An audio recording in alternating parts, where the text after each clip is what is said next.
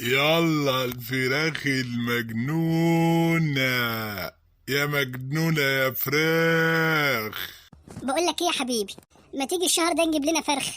يا بنتي بيقولك ان الفراخ مولعة وقايدة نار، اسعارها عالية قوي. يا سيدي ما جاتش على الشهر ده يعني. خلاص ماشي، يلا نشوف الفراخ بكام. سلام عليكم يا حاج.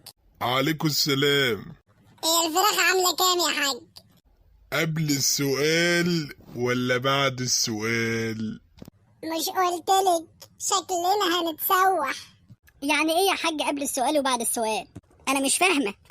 يعني الفرخة دي يا ست هانم عاملة 280 جنيه. طب ما حلوه اهي يا حموكشه، يلا نجيبها.